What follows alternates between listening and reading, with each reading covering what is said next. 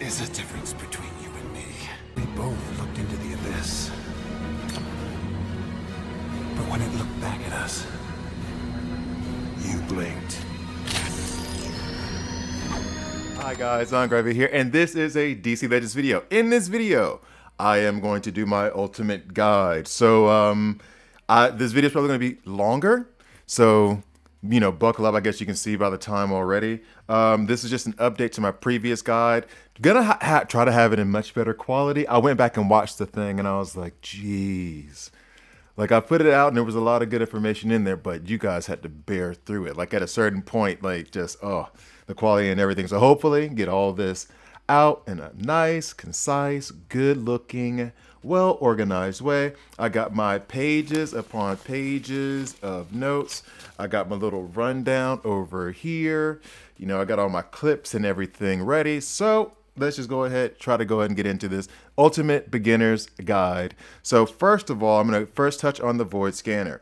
Now, why am I worried about the Void Scanner? The Void Scanner is a pretty good resource when you use it correctly. Now, a lot of you would want to go ahead and like use all of your lanterns. You can't really see the lanterns because of the way the screen is cut, but it is what it is. A lot of you want to go ahead and use your lanterns. However, one thing I would say is you need to keep your eye out for two things. One, here I see that I have Cheetah, so I'm going to go ahead and just run the free scan real quick. Here I have Cheetah. So those aren't frags that I want, but she is good. She's a very good farmable toon. So I want to have Cheetah frags.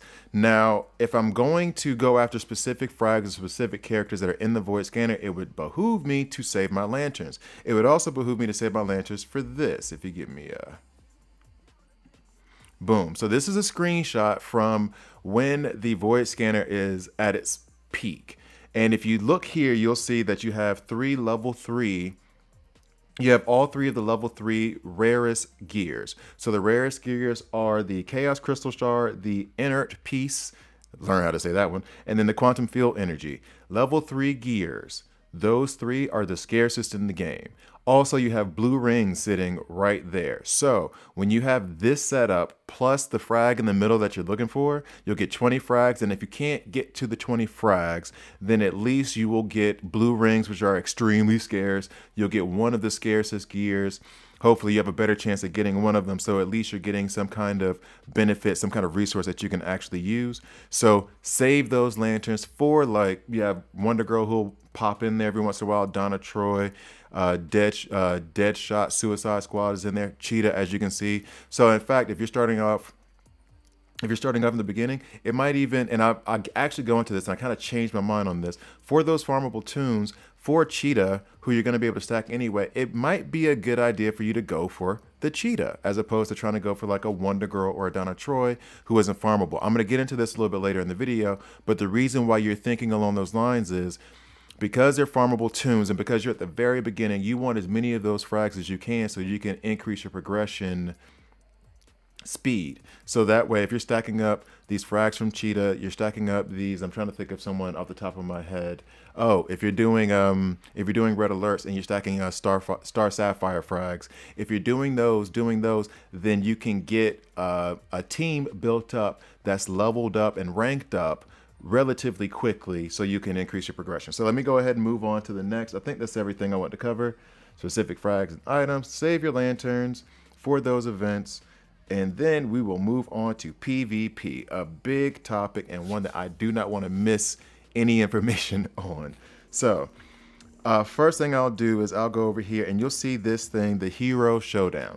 Now when you see Hero Showdown and Energy Blitz, first of all, Wraith and Siege are more strategy based. So you can have a good team. It kind of depends on luck in terms of like Siege, in terms of bonus tunes, but we'll get into Siege at a different time. Those are more strategy based. Wraith, bit more strategy based because you can just open up and use whoever you want. Energy Gem Blitz, all the Gem Blitzes, you know, the female Gem Blitz, the alien Gem Blitz, that's really dependent on your depth. So if you're in game, then you have a very, very deep roster of 70-11, 60-10, 80-11 tunes. So then an Energy Blitz is going to be much easier for you than a person who's just starting off with the game and barely has any of their roster leveled up. So If you're starting out in the game very early, don't feel bad about not being able to really compete that much in energy, gym blitz, or in Showdown. Actually, those are more or less about your roster. With Showdown, you have bonus tunes, usually like 3 bonus tunes, and that's just the luck of the draw. If you have them leveled up, then you can toss them in and get bonus points for the battle and get extra frags at the end or get extra gems if your roster's really deep and you have a lot of, for example, in this one, if you have a lot of if you have a lot of energy tunes, then you're going to get more frags because your roster's just deeper. You can make more combinations, more synergies. Higher level, you can get through it easier. Showdown, you'll have the bonus characters more often than not if you're in game, so then you can just get more points and level up. Now, when it comes to Wraith, and let me make sure, I'm trying to make sure I do everything. All right, so I'll get into Showdown later. And in fact, I'm going to go into this for the Showdown and for the Wraith. Now, Showdown is basically just a condensed version of Wraith itself with bonus characters. So Showdown is like 3 days long, Wraith is 7 days long. And at the end of Showdown, depending on how many points you earn throughout, same thing with Wraith, you get these league rewards at the end. Okay, so I'm not telling you anything that you haven't already figured out for yourself. Now, why am I going through this points? The reason I'm going through this point is because of the board clear. So here you'll see that Orem is the board clear for the month of December that we're in right now as I'm recording this. Now, at the league reward side, you see that we have a Blackfire as the reward. Now, either of these tunes for me per se, just because I'm in game, I have plenty of Blackfire frags and I haven't really worked on it past 60-10. It'd be nice to get more frags ever, but I'm not really pressing on it. Orem, same deal. But let's say that I have here as a board clear someone, Wonder Girl, someone I want to take her RB1. I want her frags. I have her L4 right now. If she is the board clear, then as I'm going through this event, especially when it's of the month, but also when you have it for the Showdown, these are the same thought process as Showdown and Wraith when it comes to clearing your boards. I care more about getting the board clear and getting those 7 frags of Wonder Girl than I do about actually getting the league reward at the end of Blackfire. So that means that if I have to use a bunch more PvP energy just to get past one team so I can clear the board and get those frags, I'm okay with losing the points that I'm losing in the battle because I don't really care about the league reward that much anyway. I'm going for the board clear. I want those Wonder Girl frags. Same token, on the other side, let's say that Orem is the reward this week, as you can see, and then let's say like the league reward is Wonder Girl, the one that I want. All right, so in this one, I'm going to balance it out, especially in Showdown where the division of the ranks are a little bit thinner, and I wish I could show you, but the event's closed.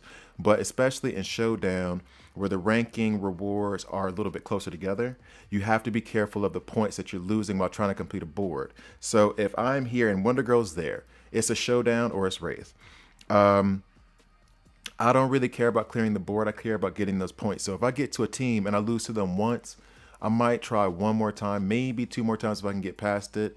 But if not, then I'm going to go ahead and reset the entire board because I don't want to lose all those points and energy. I'm losing it on both sides. I don't want to lose all those points and energy when I could just refresh the board. So what, I've lost 1 energy, but now I have a board of newer teams that I could potentially beat.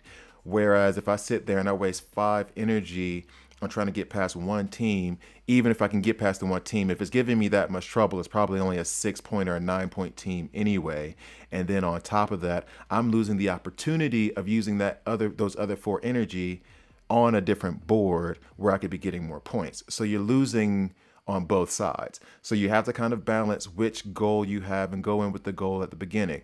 Do I care more about the league rewards at the end of the week or the end of the Showdown, or do I care more about the board clear? So I hope that was all perfectly clear in that strategy. And also we're going to get into what is the sweet spot for Wraith. All right, so if you're beginner in mid game, probably early on in the mid game, you're starting to build or you're having a deeper roster, and so you're making teams towards Wraith to get those frags. Awesome. Here's the problem that you'll have as you're going through it. And in fact, maybe, well, no, you know what? The best example is for me to just show it like this. So The sweet spot, if you want to get into the top levels of Wraith, is level 60, gear 9.5. Why is that the point? And I'm taking this information. I was on WROL broadcasting like 2 years ago, I think. They were doing some kind of experiment and testing another team. Somebody built up another account and just stopped everyone at 69.5. And it's for this reason. So basically, when you're trying to get up in the league rewards, if you're trying to get up to top 100 is a beast to get to, okay?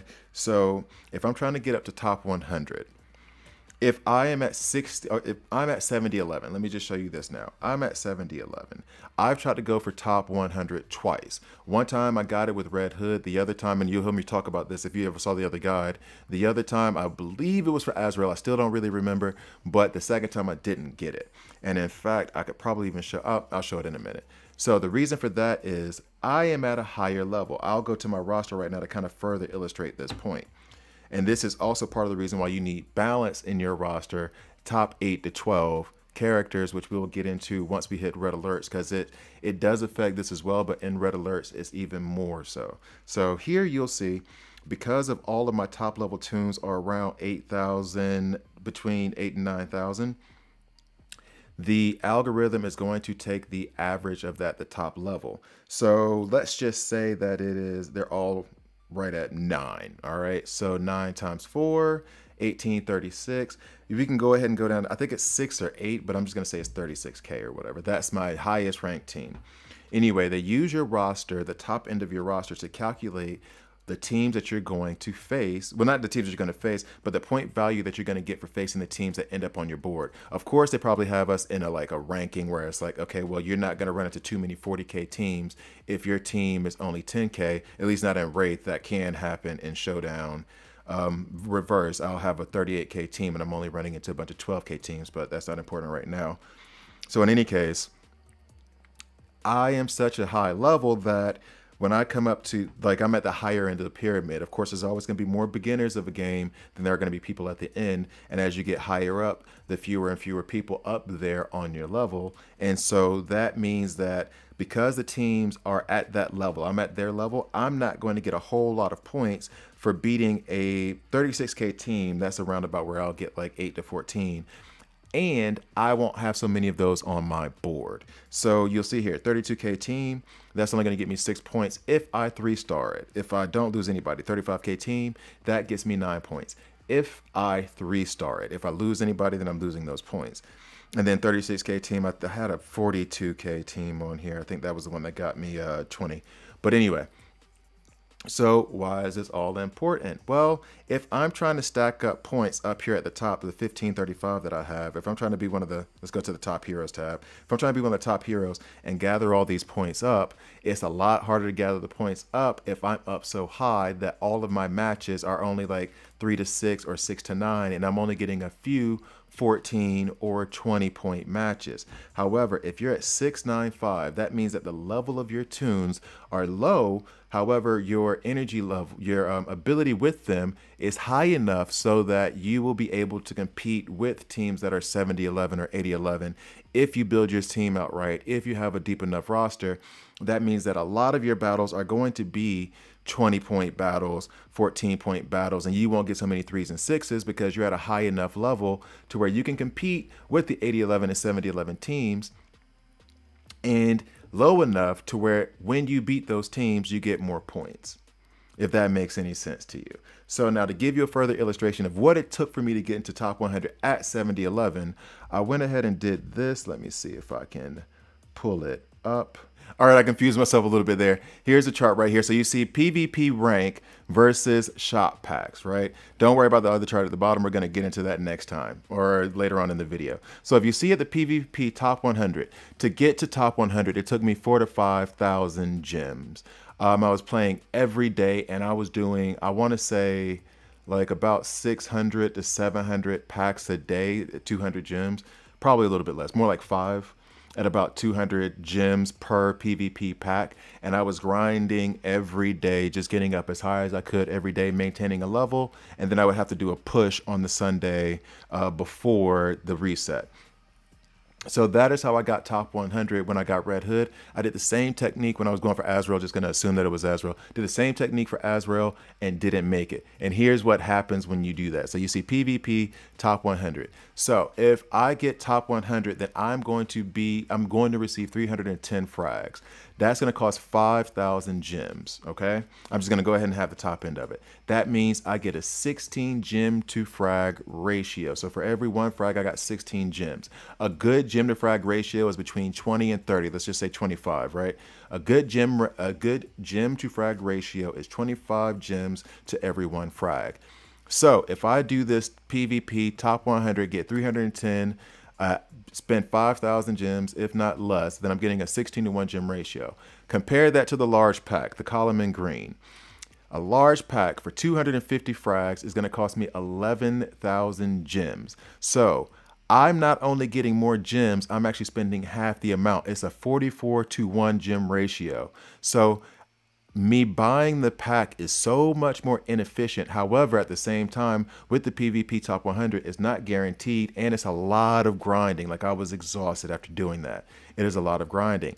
And if you don't hit the 100, the fall off is so huge that you end up PvP top 100, 1,500 rank. That is, it goes from top 100 to top 1,500. There's no gap in the middle. Would love if there was another rank in the middle, but anyway.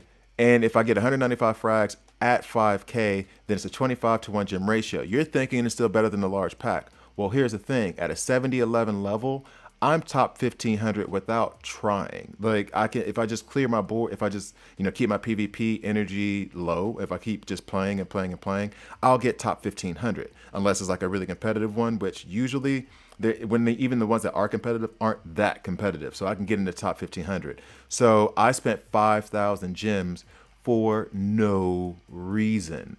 If I put in all that work, all those days, all those gems, and then I miss it, like I did with Azrael, then all that work was for nothing, and I wasted all those gems. So that's just a comparison, just so you know how hard it is at level 70-11 to get in the top 100. And then if you fail, you've lost that many gems. If you're at level 69.5, it'll be much easier for you to get in the top 100. I don't even know how much you would actually have to spend. And I honestly, if I ever get a chance to do that free account, if I ever get to 1,000 subscribers, and by the way, subscribe. If I ever get a chance to like get that many subscribers and start the free to play account, I'm going to try to stop at 69.5 and just see the effects on Wraith. And anyway, I also put down there in the blue and the purple, the medium packs are a terrible deal. That is 150 frags for 7.5 gems. 7,500 gems. That gives you a 50 to 1 gem ratio. Same for the small pack. That's like 90 frags, 4.5k gems, 50 to 1 ratio. Absolutely horrible. So in any case, let's go ahead and get back to the game. Oop. All right, so that's gem ratio. Now I'm going down my list. I'm just trying to check off everything, make sure that I got everything that I wanted to cover. So, clear your board. Or versus the league rewards that you have, you got to do that, right? Go ahead and tick that off. Showdown, gotcha. The Blitz is more about depth. You guys understand that. Wraith, the sweet spot is 69.5. Higher your average team at the top, then the fewer larger enemies, fewer points, harder to climb. All right. We got that covered. Then the top 100, the grind that I had to do, and then stopping at 695, that's a sweet spot for Red. So when I come back, I'm going to go ahead and go into Siege. Okay, so now on to Siege. Now Siege is where you need to be ultra conservative.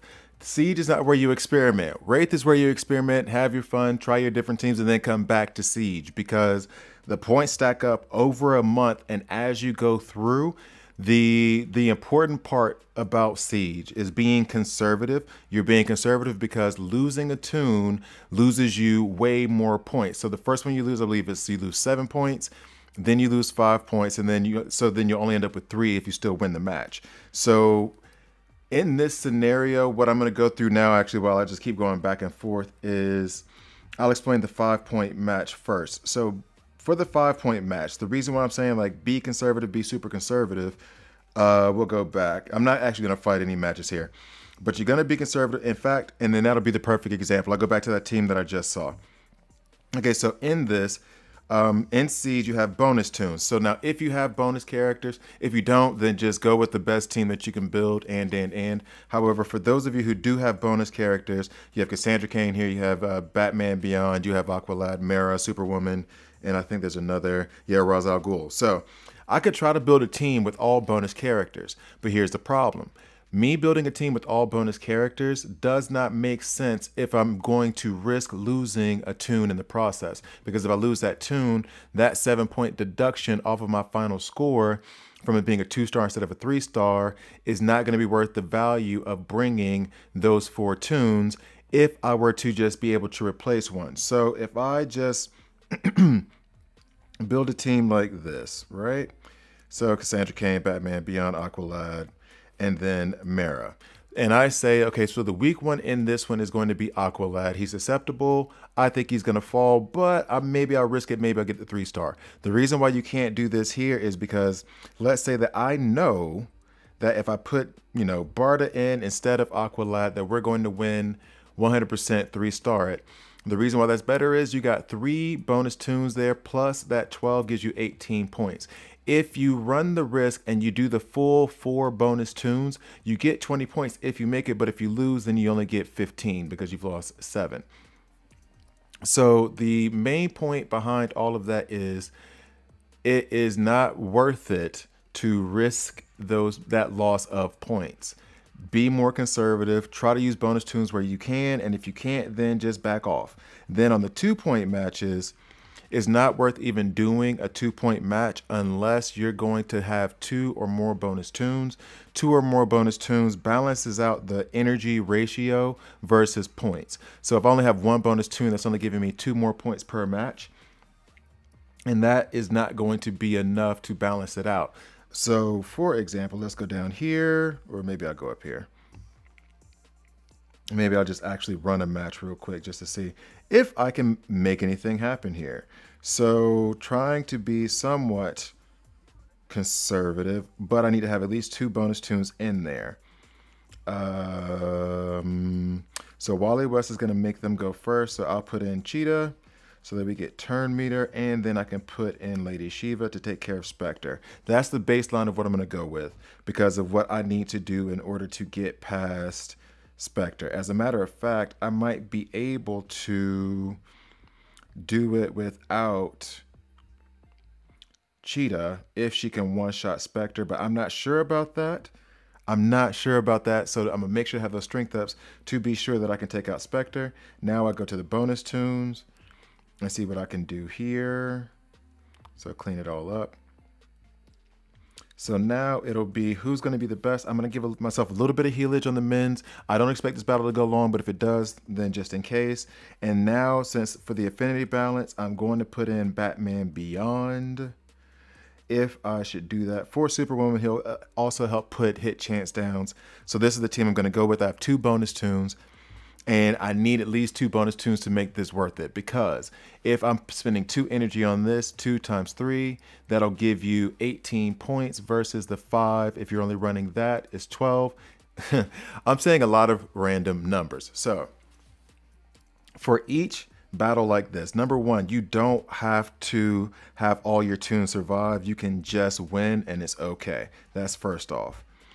So that alleviate some of the risk of if you lose a tune or not, however that goes for you.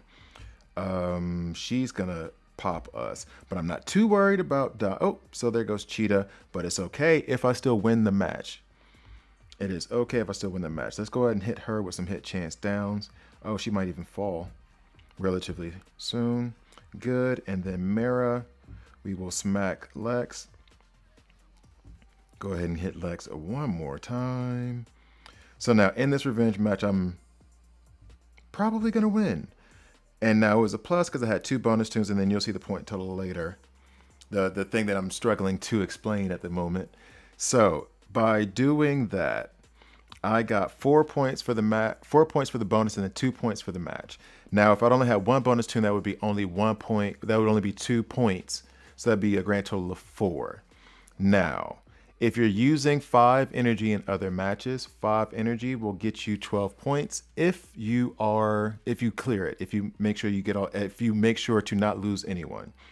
by doing the bonus matches with at least 2 bonus tunes, that means I'm going to get 6 points, multiply that by 3, that's 6 times the energy. That's going to be 18 that I get back. Okay, so, and overall, if you want to go ahead and do the percentages of that, overall, you're going to earn more points by doing the revenge matches with at least 2 bonus tunes.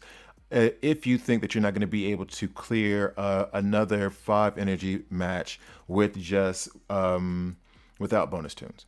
If you can only clear that 5 energy match with just tunes that are not bonus. So that's that. Let's see. Being sure I got everything covered on Siege.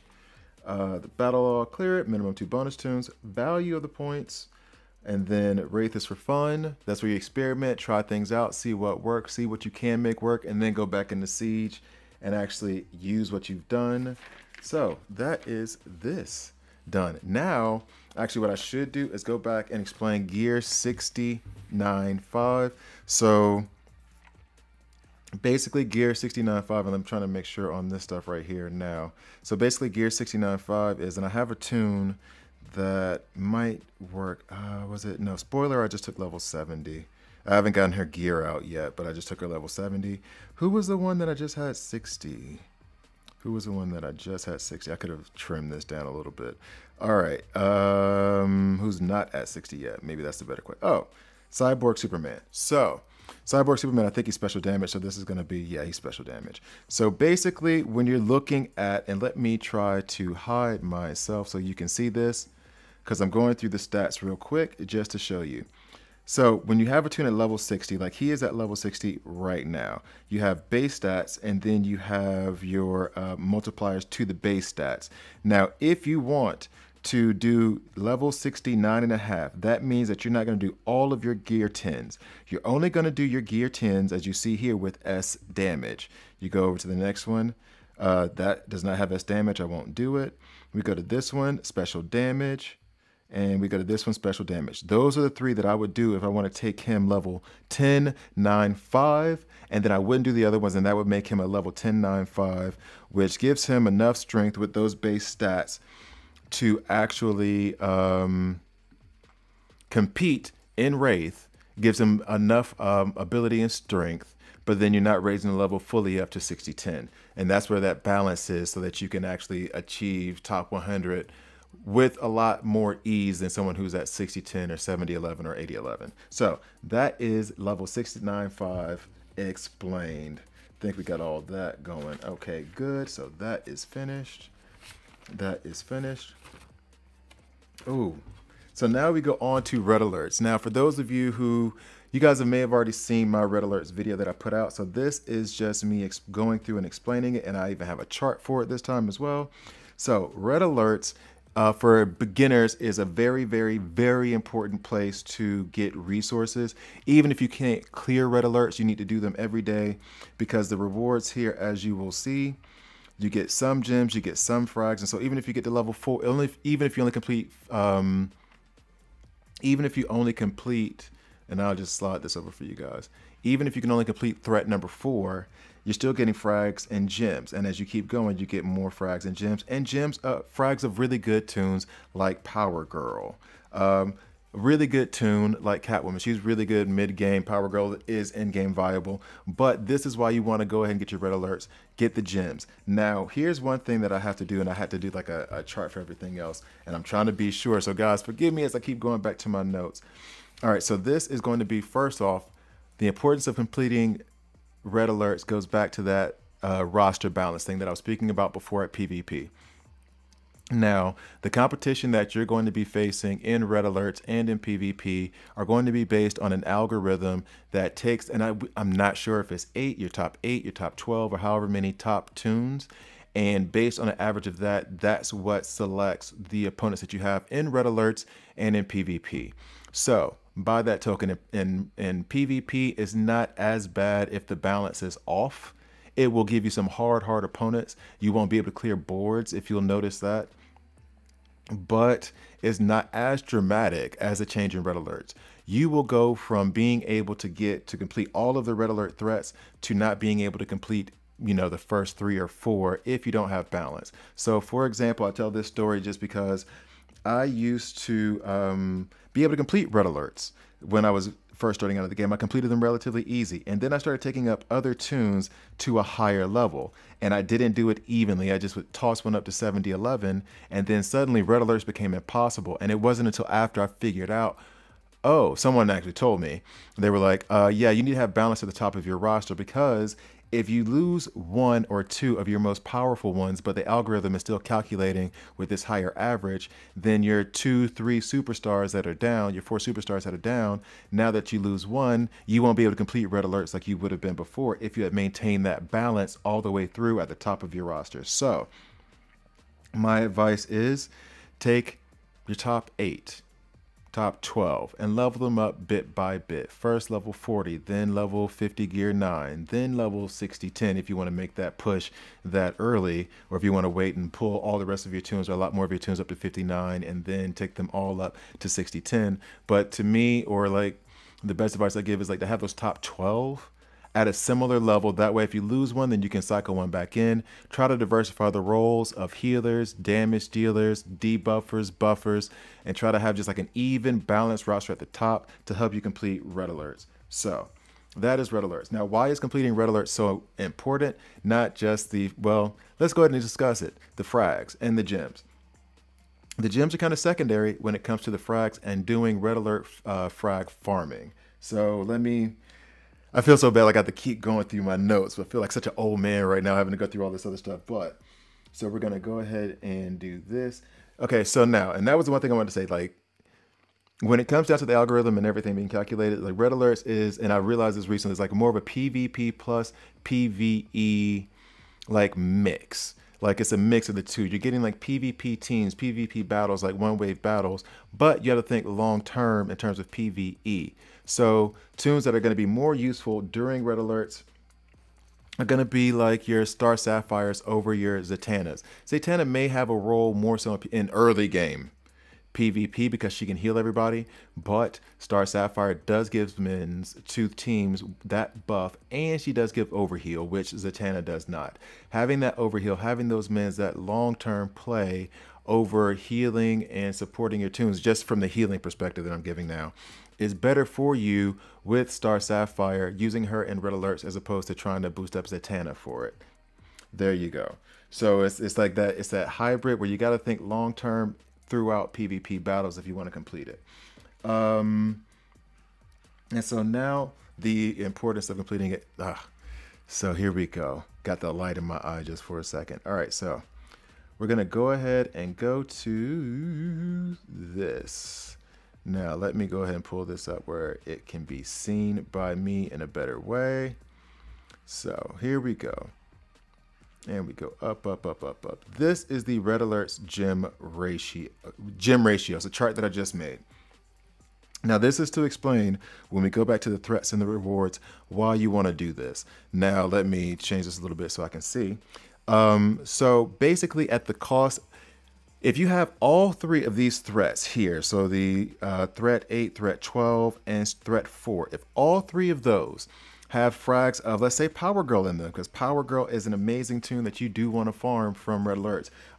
Speaking of which, Etrigan you can get from red alerts, Deadshot, Star Sapphire, Huntress, Deadshot Hired Gun, Deathstroke, sorry, I put Deathshot in there, and Arcus are all farmable in red alerts. And if you have, let's say, 42 frags of them in red alerts and you can complete red alerts, then it does behoove you to reset the red alerts for for 300 gems or 600 gems or 900 gems, depending on how many frags you're going to be getting. So 42 frags, I did a chart here, 42 frags, 37 frags is if it is just on the last 2 nodes, so threat 8 and threat 12, and then 17 is if it's on the first 2 nodes of 4 and 8. So, and those are the frag nodes. So now to reset them each time, the cost is 300, 600, and 900. However, when you go back and you realize that you're actually getting gems for doing this. So the total cost of doing all these resets is 300, then 900, then 1800. But when you calculate that you're getting 120 gems back from getting them from threat 3, which is 30, getting it from threat 7, which is 40, and getting it from threat 11, which is 50, you're getting 120 gems back each time. So the first time you reset, you get 120 back, second time 240, third time 360, which means your actual total, if you complete red alerts all 3 times, you're spending 1,440 gems, 180 if you do it only one time, and then 660 if you do another. Now, by doing that, let's go from the high end. A good gem to frag ratio is 20 to 30 gems per frag.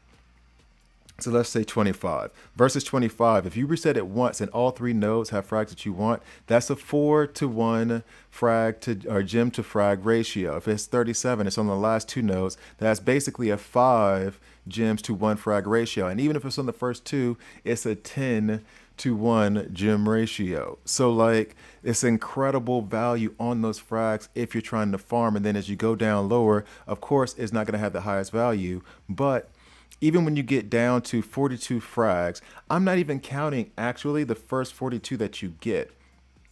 But when you count down the 42 frags, so if you're doing this 3 times, you're going to end up with a 34 to 34 frags to gem ratio. It's great. It's unbelievable. So honestly, you need to be exploiting red alerts. And actually, I just realized something that I didn't even put in the chart. All of these frag ratios are based on how much you're spending to get those 42 frags. But at the end of it all, you're going to end up, let's say if you're doing 42 frags, because that's the best number. Let's say at the end of it, you're going to end up with 126 frags of that tune for spending 1,440 gems. So it's worth it. It is definitely worth it to reset that, especially if you got 42 or 37. 17, you got to do a little bit more math to see if it's worth it to you. Maybe just doing it once, maybe twice if you look at the overall gem to frag ratio, but just going into it, just accounting for that gem set to those frags may not be worth it to you. So that is the frag to gem ratio for red alerts. Hope that made sense. That seemed like so nerdy. Oh, that made sense. I'm bringing out like Excel like tables and stuff. Like, that's ridiculous. Anyway, so now to go through red alerts, daily resources, reset at that rate. So there you go. That is done.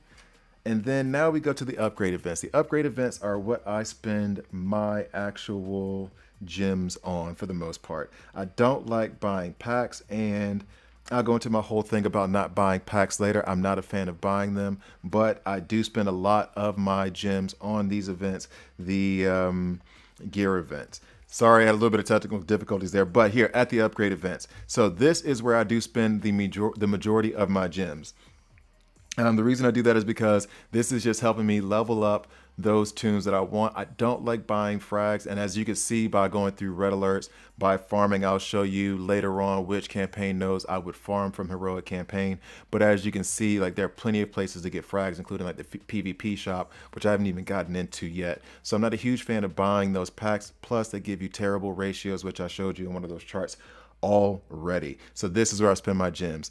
I'll put it in blue rings, I'll put it in purple essence, and I will put it definitely in the gears themselves. And there was this little chart that I had, but then I figured out something else from a very awesome website. There was this chart. Now this chart actually gives you the gems that, or the gears that you need to farm to get to each level, and then at the end in purple you see a total of how many of those gems you need. Now, however, the thing I discovered, let me see if I can pull this up the proper way, to give out a huge shout out to DC Legends Toolkit, DCL Toolkit. You need to go to that website if you don't already know about this website. Now, this website here, on this website they have a gear calculator. So let's say I want to go to my current gear level is 5, and my goal is to get up to 11, right? Now what I'll do is hit calculate, and that will tell me directly how much gear I need to actually save up by going through these events. So I know how much gear I need to go from 5 to 11, and by doing that, I come back here and then I can refresh for 100 gems and keep going after the node 3s, going after your node 4s, going after your node 5s to get the best gear possible, or to get the best gear possible depending on which node. Node 3 is better for level 2 gears that are scarce. Node 5 are best for level 3 gears that are scarce, whatever. But then you're going after the gears that you want. You know exactly which gears you need. Check your inventory to see what you have. And then that is where you spend your gems on those days when those events come up. Sunday's a big day. And then you can just go ahead and farm up all the gears that you need. So awesome resource from DCL Toolkit. Awesome website.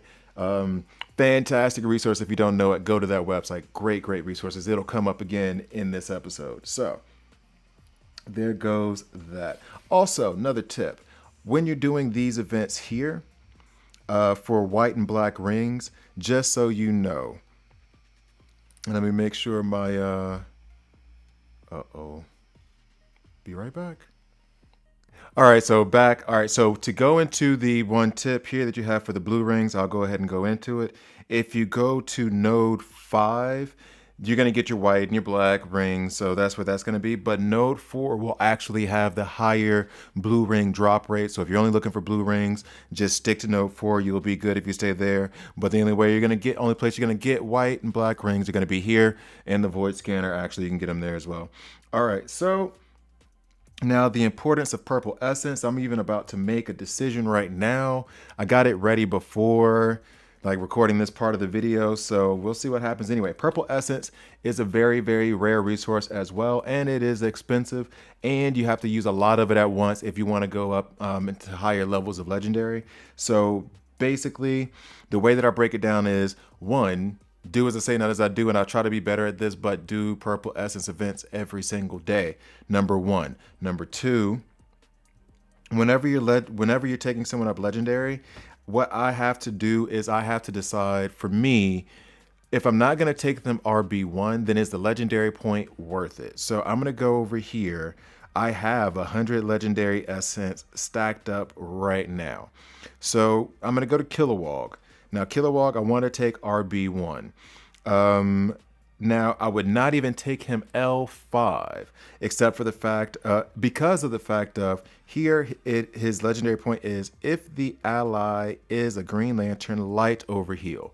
Okay, so that isn't worth it to me. Spending 100K in purple essence is not worth it to me. The way that it would be worth it to me is if I was going to take him. Well, no, first, it would be worth it if I'm looking at stats. So if I go back here, I'm going to leave Kilowog down there for a bit. And this actually goes with leveling up too, at least for me. For taunters, for people who I expect to take a lot of damage, you need that stat boost. Then I usually take them up, even if I don't want their last legendary point, because I'm going to take them RB1. So then I do tend to go ahead and spend that 100K in that purple essence because I want the stat boost. I want in fact, I'll go here real quick. I want this increase and let me hide myself. So I want this increase in strength. I want this increase in agility because strength will help me hit harder. Agility will make me tankier against physical attacks. Stamina will increase my HP pool, which is a big deal for tanky taunters, at least for my style of play. And then intelligence will help you against special damage and make your special damage attacks stronger, harder, whatever. So whenever you're going into, whenever I want that extra stat boost that comes from being L5 and RB1, that's when I'll go ahead and use that purple essence if I feel it's that important. However, for someone along the lines of, especially if I'm lower off and I'm trying to decide, someone off the lines of Kilowog, I do think I want to take him RB1, but I'm not about to right now, actually, because the more I thought about it, the more I was like, I think there's another candidate. There's 2 other candidates, actually. So I really don't care about this if the ally is Green Lantern. I want to take him RB1 because he's a great support toon, but he's kind of squishy. So I want those extra stats to help him survive in battles. I don't use him as much. The more I'm talking about it, the more I'm kind of talking myself into it. The other toon that I wanted to take RB1 would be Red Hood. Red Hood is an example of where, actually, you know what? As a matter of fact, Red Hood and Nightwing. I'll go back and do Nightwing.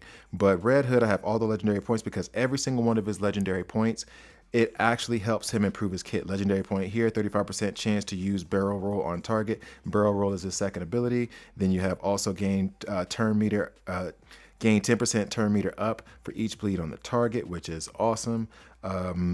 Gain invisibility and 2 evasions up on his AoE attack that also lays down bleeds.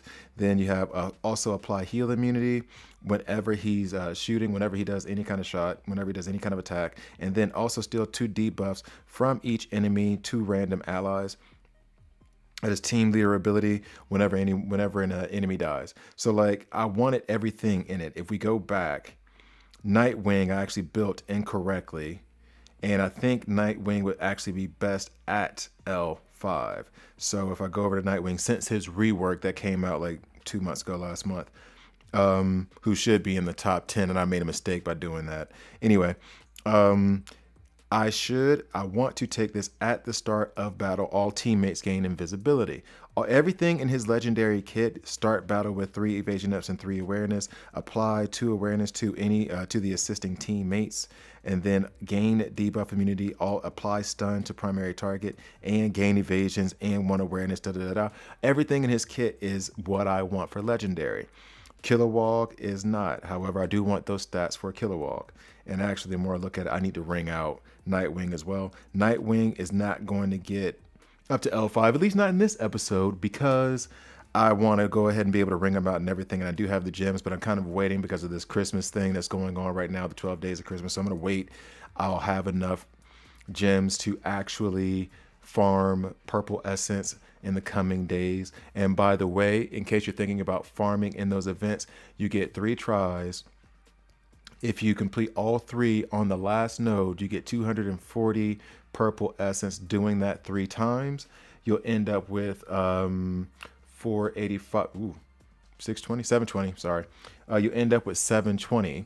But let's say you want to go ahead and try to get from 0, which I'm about to put myself down to. I'm about to put myself down to 4K. So 0 all the way up to 1,000 perp.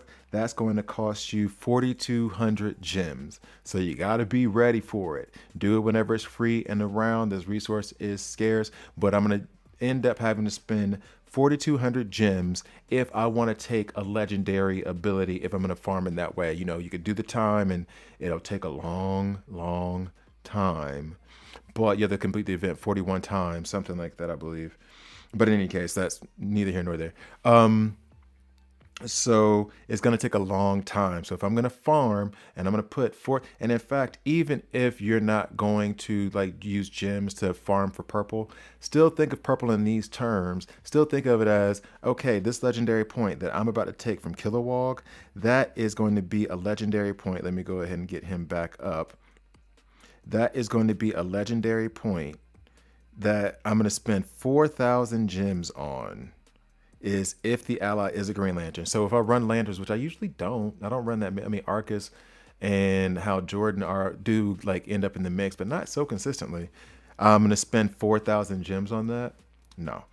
With Nightwings, more likely yes. However, also with Nightwing, I don't have enough frags to take him RB1 at this moment. Actually, let me double check that to be on the safe side. I don't, do I? I think I just have enough to take him L5. Where are you, Nightwing? Because then you're going to have me make a decision. Because Nightwing was the last week. Yeah, no, so I have just enough to take him L5, but I want to take somebody RB1 so I can illustrate RB1 as well. Ooh, don't go all the way out. So or I do need to go all the way out. So what I'm going to do is take Supergirl RB1. And in the meantime, while I'm explaining that while I'm doing this, what I'm also going to show you is when I go into her event, when you have these other events, these PvE events, these 10-day events, these 6-day events. Let me go ahead and go back, actually, all the way back out so you can see the events. So Tula's event just ended, the first one of the month. Her second 10-day is going to come up in 3 days. In this scenario, I'm going to use Last Daughter of Krypton Supergirl's event, which is a 6-day event. I'm going to use her event to show you something. This kind of event resets every single day. So any progress that you make throughout it, you're gonna, once you get to the top, That's just it. You're going to have to do it all over again tomorrow. And a lot of times it is worth it to put some gems into them as long as you're sticking to the gem ratio. You have a range of 2 to 12. So like a range bothers me in a lot of things, but you can invest in it if you want. Just pay attention to your gem ratio just to be on the safe side. But you can do it. I do it on the last node. I'm not going to do it on the second to last node. I'm not going to do it node 11 or node 10. I'm going to do it with the highest probability, the highest amount of frags that I'm going to be able to get. So all that being said, this event's going to reset daily. And then the other one, this one where it has the legendary and the normal for Jessica Cruz, get those frags. That's going to reset. That's one time through. And you're going to get around for, if you complete both events, I think you get 550 frags for them. I can't remember how many you get if you complete these. So forgive me, I don't have that at the top of my head. But in any case, so I will go into this and show you something that's important, that is important also for like the Tula event, for the freebie tune that's going to come monthly. The tunes that you see here, they're right next to me. So if you look over, I got to point this way. If you look over and you'll see Kyle Rayner and you'll see Necron, they were the new tunes for last month. And so they're going to be bonus tunes for this month. And what's going to happen this month is that Tula and Garth are going to be bonus tunes for next month. So this does behoove you, if you're at the very beginning, to put resources into the new tunes and get them up to your level, because they're going to have bonus stats. And I'll go up here and just put Kyle Rayner in real quick just so you can see. They're going to have bonus stats of 250% plus bonus health. So they're going to be a lot harder to kill, especially with Kyle Rayner. He's going to have, like, on his A2, the damage meter you can give to your team. He can support your entire team through an event, depending on the level, of course. But you're going to want to boost them up. Keep an ear out. Check out OnGrind for Gaming. Check out DC Legends Toolkit. Check out 2D-tron's YouTube channel. Check out WROL Broadcast. There's plenty of others that I haven't named. I apologize. But keep your ear out for how good these characters are. If you're early in, you're still going to put some resources in to help you with progression. But there may not be a reason for you to take Necron up to 60-10. Maybe you just take them up to level 40 and you can get past what you need to get past in the event and then just keep it moving. So I haven't even worked on Necron, as you can see. So basically, I'm going to back out of this. So they're going to be bonus. These two bonus tunes for this month are going to be the bonus tunes for next month events to help you like progress and get what you need. Now I'm going to go ahead and just do this 3x real quick. Now I have enough frags to take Supergirl RB1. So I'm going to take her Supergirl, right? Or I'm going to take her Supergirl. I'm going to take her RB1 right now. Supergirl hits like a beast. I know, like, she's incredibly powerful. She is strength-based, if I'm not mistaken. Yeah, strength-based. And so she already hits like a truck. And her last, like, legendary ability, which is apply death immunity to a random ally. To be frank, out of all the abilities, I'm going to take this one second out of, like, so just for example, Nightwing, invisibility for the entire team. I'm definitely going to want that first. And then it would be Supergirl. And then it would be Kilowog in terms of just how I would want to spend my purple. But right now, since I'm going to take RB1, I'm willing to take on that purple cost of 4,000 more gems going into my Supergirl. Hello. Move. All right. So go ahead and take her L5. Ah, so many gems. So much purple. All gone. And then go over here into Rebirth. Oh, I don't need the explanation. I know what Rebirth is. So, what? Why aren't y'all letting me go to Rebirth? Yeah, I know. Why are they tripping on me like this? I just spent all my perp. Okay. They had me upset for a second. All right, so basically when it comes down to it is that when you rebirth the tune, it's going to give a 10% stat boost to strength, agility. Let me go ahead and just remove myself. It's going to give a 10% stat boost to strength, agility, stamina, and intelligence. So if you look, I mean, just look, you can see the math being done right in front of you. You have the stats, you have the new bonus, and then you'll have the new power level that you'll have. That will all add up to what's going to be down there. So I'm going to go ahead and rebirth her now. Kind of nervous about it. But I've already spent the 100, so I got to spend the rebirth, right? I'm out of Rebirth tokens. And here's the thing I was trying to wait on, because I want Red Hood to be Rebirth as well, but I don't have the frags. And I think that during these events, the Advent events, we're going to end up with a deal where I'm going to be able to buy some with some gems. So Supergirl is now Rebirth. She is much stronger. Be careful when you Rebirth, and also order to keep the balance at the top of your roster. I'm 70-11, so like it's all going to be up there, so I'm not too terribly concerned. What was her other costume again? Oh, this is like reminiscent though of like back into like the TV show, which is cheesy, but I like it. I don't know why, but it's so terrible, but I like it so much. Do I want this one or this one? I've been rolling with this one for a minute, so I think I'm going to go back to the other one. Just a classic look. All right. Can tell I'm an old man. All right. So anyway, so those are the events that are basically explained. Try to level up your freebie and your siege tune to a good level to help you progress all the way through. Then you hit like a mid-game level where your roster's pretty deep and you can get through the events regularly. Then you won't have to keep doing that. And be careful of how much you invest. Keep your ear to the ground. Try to figure out which tunes are going to be in-game viable. Then you can feel safe, rest assured that what you're investing in is actually going to be worth the investment. All right, so perp, we're already done with that. Stat boost. Oh, also, this also kind of applies in the beginning when you're using green essence. Be judicious with it. Like, just check the abilities, check the tunes, look into the guides, see if it's going to be worth ranking them up. Already did that. And I mean, I guess an example of that would be when it comes down to farmable. I'll just put this example out real quick. An example of that would be Batman versus Green Lantern. So basically, Green Lantern is not just in-game viable, he's in-game amazing. So you're going to want to put more resources into him over Batman CC in the beginning of the game. You know that Green Lantern is going to be able to take you up to higher heights, and you'll always be able to use him as you get deeper and deeper into content. With Batman, that's not the case. He's good early game, and then you can use him in the end game, but by the time you're in mid and end game, you'll have so many other options. Batman will just end up sitting on the bench. So just be careful of like investing in tunes. Now, and I'm a Batman fan. That's why he's RB1. The only reason he's RB1, he was RB1 before the rework, and the rework didn't make him that much better. I only made him RB1 was because I'm a Batman fan. Green Lantern is boring to me, but I have him RB2 because he's just that good. So let's go ahead and back out of that. So we are done with one more piece. Boom. I think I have like 2 more pieces here. Nope, I've already covered that. So yep, got 1.5 more pieces, and then we can call this a video. So what's down next? Heroic campaign. I'm about to go through heroic campaign and tell you who you should farm and who you should not. Be right back.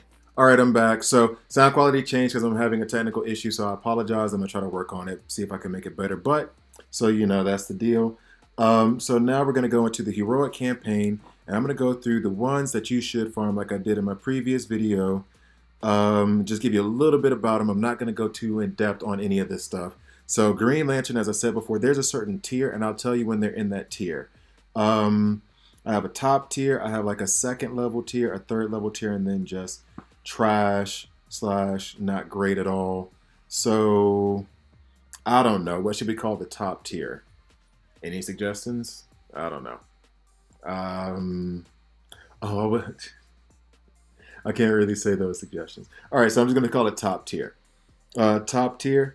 2nd, 3rd, 4th. I'm just going to put them in those buckets. If it's 4th, don't worry about it at all. If it's 3rd, they'll have their uses in early and mid game. Might even be viable in end game. If it's 2nd means that, okay, they're really, really good. You're going to use them in the end game. They're definitely end game viable. 3rd, and the very top tier are for those who are just amazing in the end game as well, and you should be farming them. So first off is Green Lantern Hal Jordan.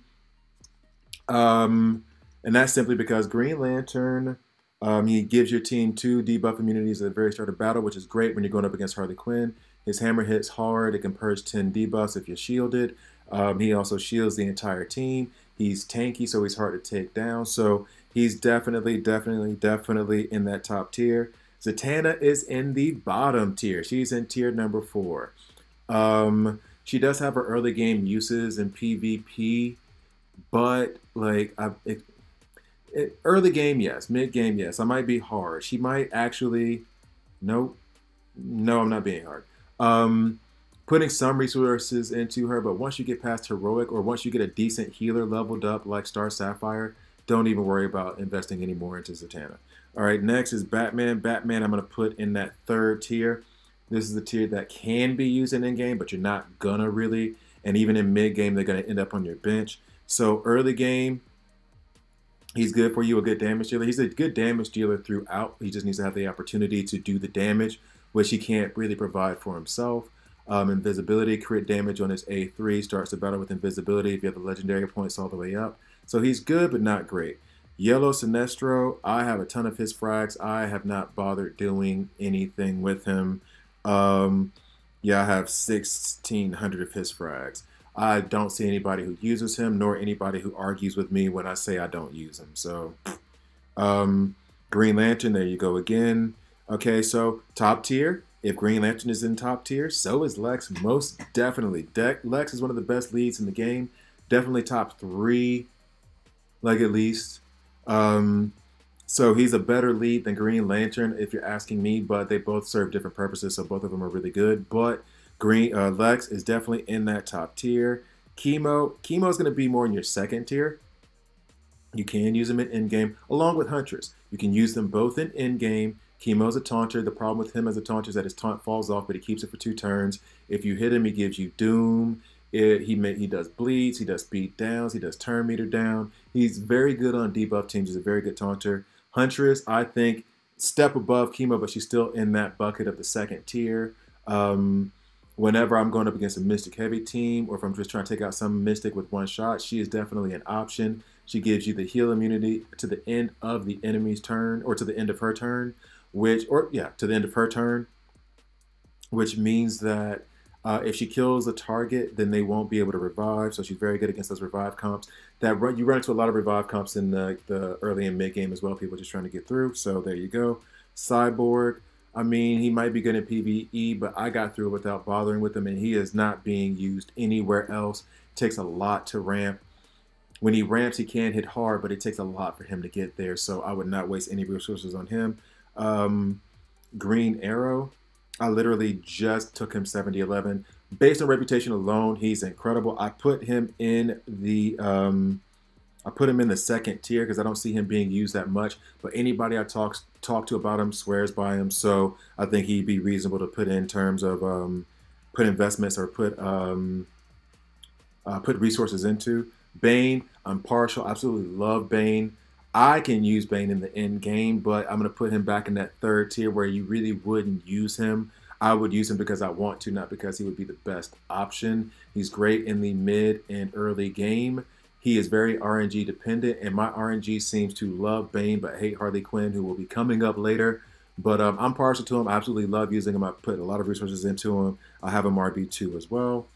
But I'm not saying I should recommend that for anybody. He's not quite on that level. So, like, for me, partial to him, but he's still third tier. Wonder Woman POT, I put her in the second level. You can use her in endgame. You may not per se, but she's definitely in-game viable. If she had a little bit of a stat boost, like just keep her kit exactly the same and had a stat boost, she would be absolutely incredible. Her kit works really well off of each other. So farm her frags, definitely go after her. Her A3 hits hard, and then she strikes with the A3. If after her turn, none of her teammates have a debuff, then she'll strike with the A3 again, which, as I said, hits hard and removes buffs, and also gives debuff immunity. But if all of her teammates have debuffs, then she'll run her A2, which will purge debuffs, some of the debuffs, things like 2 to 3 from her teammates. But if there's only one with a debuff or something like that, it has to be all or nothing. If it's one in the middle, then she does nothing, which is kind of like, eh. But anyway, so Yellow Sinestro, no thank you. Cheetah at that top tier, one of the best leads in the game as well. Just because of the turn meter manipulation she gives your team at the beginning, 20% turn meter when she uses her blood in the water, and she uses her blood in the water at the start of battles if you get that legendary point. She gives your team strength ups. She can strip buffs on the A2. She's really good. She bleeds, so like very, very good.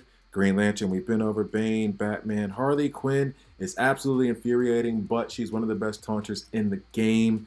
She's frustrating because She's not consistent because she is a taunter that's based on evasion. So basically, she's waiting for you to miss her so she can hit you back.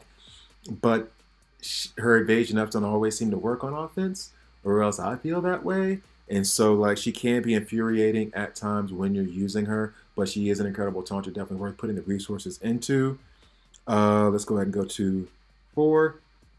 I absolutely love Flash. I'm going to put Flash in the second. Yeah, I put him in the second tier. You can definitely use him in-game when he gets ramped up, which doesn't take a lot of time, albeit turns, but not a lot of time.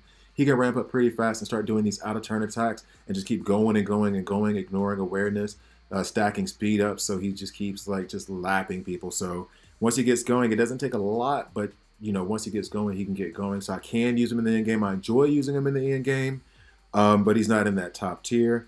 You see Hunters again, Bane, Cyborg, Sinestro, Cheetah. Grundy, I couldn't tell you about this as the guy before, but I definitely put him in the top tier, one of the best taunters in the game. Very thick. He's one of my beefy taunters. I use Clayface, Barda, and Grundy. Grundy is the only one that is actually farmable. So he has a revive whenever he dies. He wakes up with Enrage.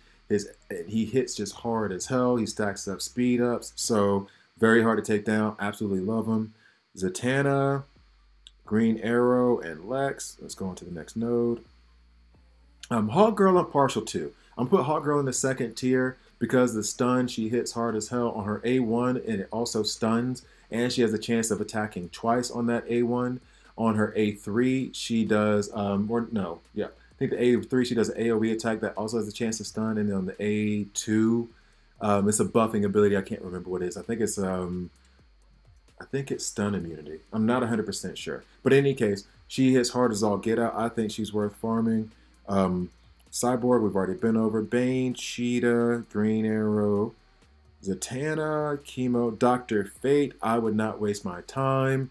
Don't try to farm him just because, from what I understand, I have not worked on him at all. I think this is another situation like Sinestro.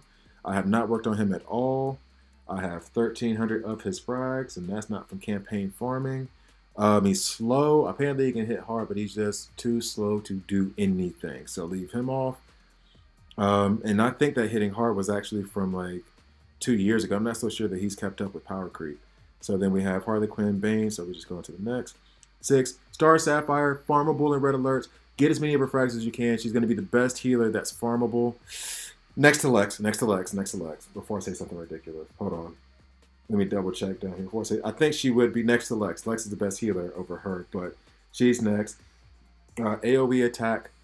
The AoE does a buff immunity. It does strength downs and intelligence downs. She heals on the A2 herself and one ally. And then she also lays down int downs and strength downs on her A1, which can strike twice. If she dies, she heals everybody. Like, she is a very, very good tune. I absolutely love her. Can't recommend her high enough. Definitely top tier. Anyone else in here that is new? No, thank you. So, John Stewart, I went into this whole thing in The Last God. I'm not going to go into it now. Just suffice it to say, he's not worth it, so don't waste your time. Like, okay, do farm his node, and I do farm his node, but because the reason I farm his node is because this node has the second best drop rate for these level 3 mystical, this Chaos Crystal Shard. It has the second best drop rate of any heroic campaign node. So I do farm that for that reason. For Zatanna's node, she has the best drop rate for the level 3 mystic, the inert piece.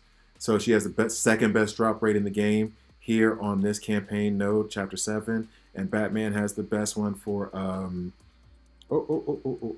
Batman has the best one for, where are you at? Here, for the energy one, Quantum Field Energy. So they do have the best drop rates there. That is why I do John Stewart's node as much as I possibly can, but I'm not doing it for his frags.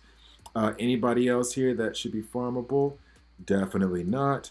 Then you have Black Adam. Black Adam is like, you see, it's between him and Black Flash, who's the best campaign farmer in terms of just like if you have to go through events and you don't have any speed force, or it's like one of those heroic events, if one of them is an option as a bonus tune, then immediately put them on your team and then just sit back because they'll just take care of everything in that round. So definitely worth farming.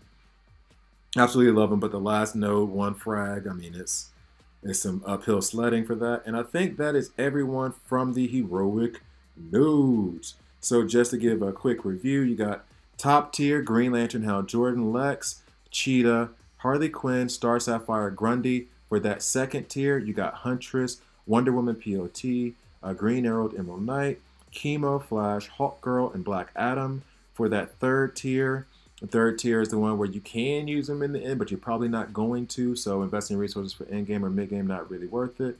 Batman, CC, Bane, and then in the trash tier is going to be Zatanna, Dr. Fate, Yellow Sinestro, Green Lantern John Stewart, and Cyborg. So those are the ones that are on that level. I think those are the ones that you should be farming or going for. And in that top tier, as you're farming for them, like be sure to farm based on what you're going to need. So if you're going to farm on Lex, then, get Star Sapphire to have Star Sapphire. She's special damage, so she goes with Lex well. And then Grundy as the Taunter to protect you, or Harley Quinn as a Taunter to protect you. Along those lines, they just kind of be diverse about how you're going to spread out your shards. Next, we're going to go to the PvP shop, and I think we're almost done. Yo, trying to get a headache. Ooh, it's a lot. It's a lot. All right, so let's go ahead and go into the PvP shop. And as I do that, I'm going to go into the shop first. And this is where I was showing you all those packs where you have basically, and let me pull up my little graph here so I can be sure what I'm saying.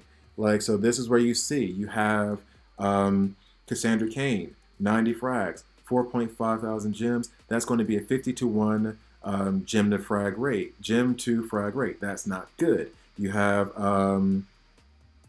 Aqualad, 7.5 gems, 7.5 thousand gems. If you get 150 frags, that's a 50-to-1 gem frag ratio.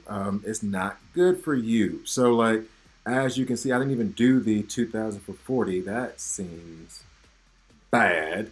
So yeah, as you can see, I'm just not into the packs. I do not buy the, very rarely. I will buy them. I definitely will buy them, but it's very rare in the day that I'll do it. All right, so now going into the social. Ooh, and hooray, we have PvP energy here, which I am going to buy immediately. Now, let me bring myself back here so I actually see myself, make sure everything's going on smoothly. Is it going smoothly? Nope. So, all right, now we're back on. Now it's back and smooth. So I see PvP energy here, so I'm immediately going to hop on this PvP energy. So I would buy from the limited offers. Now, here's the first thing. You see this Mega Alliance pack?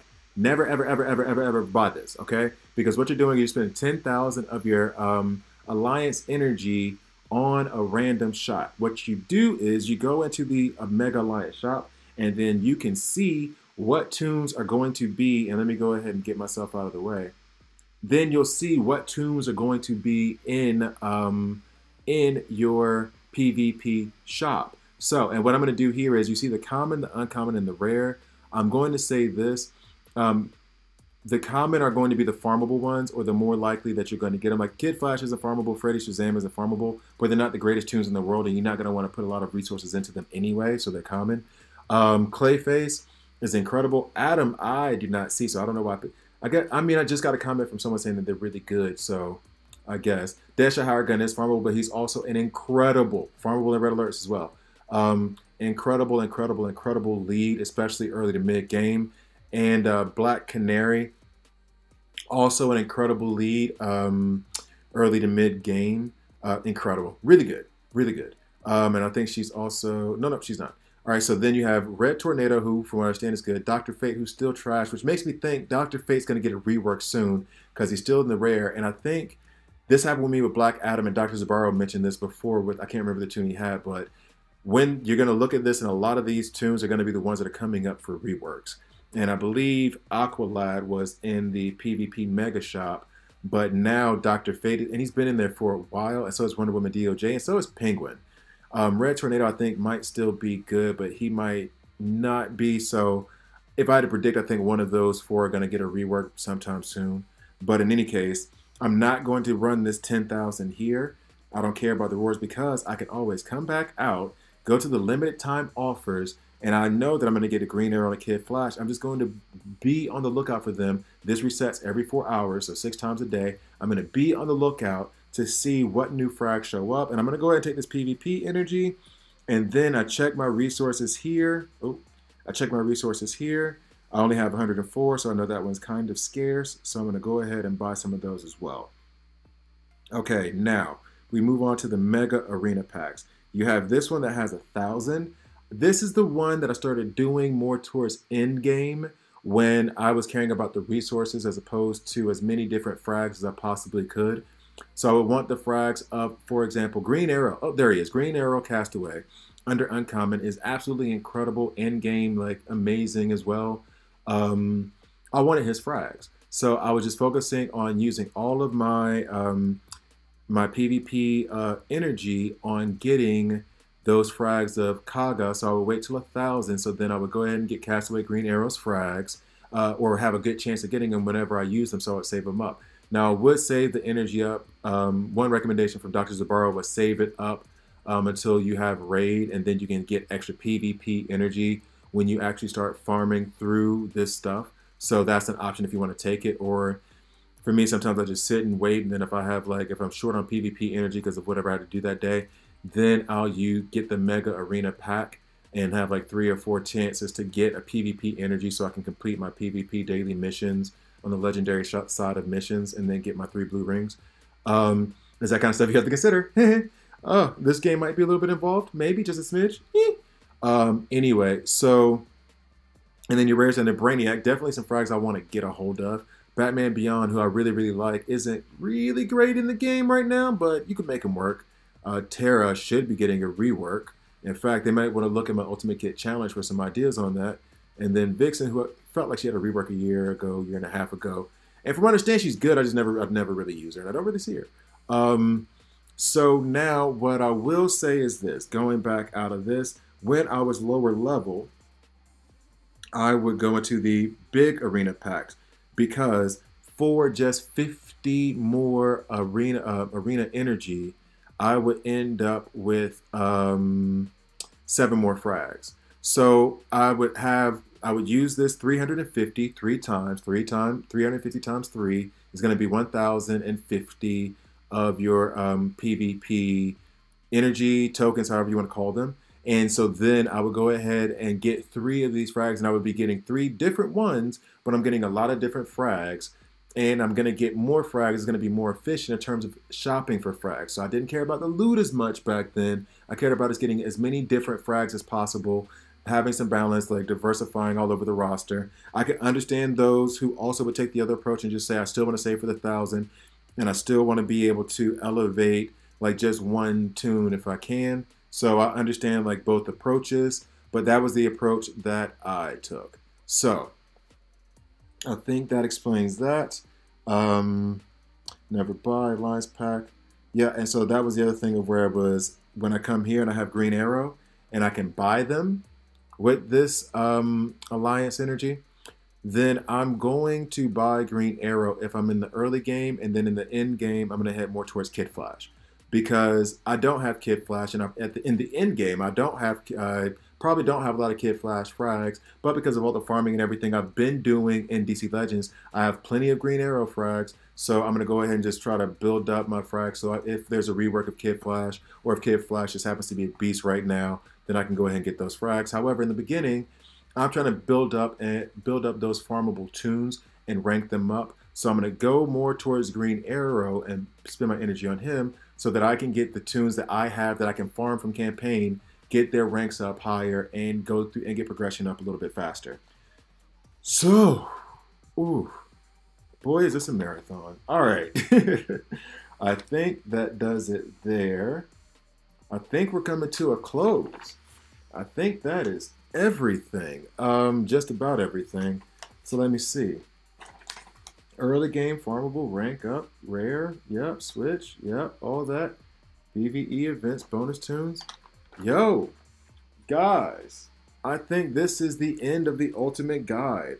As I go back through my notes, I'm going to just double check just to be on the safe side. Because I feel like I spent so much time prepping all this stuff, getting all this stuff ready.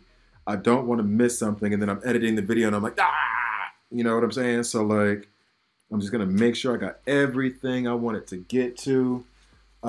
So we already went through Wraith. I explained 69.5. I explained Siege, Showdown, and Blitz. That's all the PvP covered. Top 100 and the problems with that.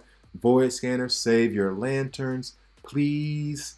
Yeah, the Siege energy balance. I already went over all of that. Red alerts, using it daily. Your roster balance, making sure your roster stays balanced. It's the PvP PvE mix, so try to get tunes. And I'm going to try to start doing this. I said this before, and I'm going to put this in the guide now. I'm going to try to do like, these tunes are good for PvP, these tunes are good for PvE, these tunes are good for red alerts, because red alerts is a bit of a different beast. I gave you all the gem frag ratios with, you know, some Excel sheets because I am a nerd. Upgrade events, went over all of that with you, why you should be spending your gems there to gear up characters. Also the jump, I could even just say this. You know, it's funny. The jump from 0 to 6010 is about 4,000, 5,000 gems if you have all the last nodes and all the other stuff. The jump from 6010 to 7011 is also 4,000 to 5,000 gems, just so you guys know. And that's with like having all the 5th nodes and everything else. So that's how much it's going to cost me if I do it. So all of that is done. I took my Supergirl RB1. And so actually, let's go ahead and end this on a pause. Oh, I have one more thing. No, that's it. Because I'm not even going to get into Nightmare Challenge. Nightmare Challenge, it has its own videos. I do my own videos for that as well. Because Nightmare Challenge, that's in-game. That's not for you guys who are going through a beginner's guide or a mid-game guide. Like Nightmare Challenge is hard. You got to have deep rosters. You got to be high level. So honestly, like being 69.5 means that I don't know how well you would ever be able to do a Nightmare Challenge. I would love to find that out, but I need 1,000 subscribers so I can start my free-to-play account. But and it'll take me a while to get the Nightmare Challenge if I'm doing a free-to-play account as well. Just so you guys know, Nightmare Challenge is a beast. Okay, have Spectre. So yeah, and then I think that is it. So, oh my goodness. Oh wow. So I did the beginner's guide again. Oh, it's a marathon, but I got it done. Thank you guys for watching. I drop DC Legends videos every Monday, Wednesday, Friday. So please like, please subscribe. And if you don't like it, hit subscribe and hit dislike. I'm okay with that as well. Thank you for watching all the way through. If you did, leave your comments. If you have any comments of things that you think I got wrong or advice that you would give, leave them in the comment section below. You guys read the comment section. There are plenty of people who know way more about this game than I do or have very different philosophies than myself that might fit your style of play more. So please, please, please check the comments. Check other sources. Go to DC Legends Toolkit. On DC Legends Toolkit, hold on one second. Yeah, on DC Legends Toolkit, as soon as I can bring it up for myself, you'll go here and you will see that on there, there's streams and other, oh, I don't have my internet up. No. Well, on DC Legends Toolkit, sorry guys, I had to. On DC Legends Toolkit, there is a thing called streams at the top of it, at the top of the menu.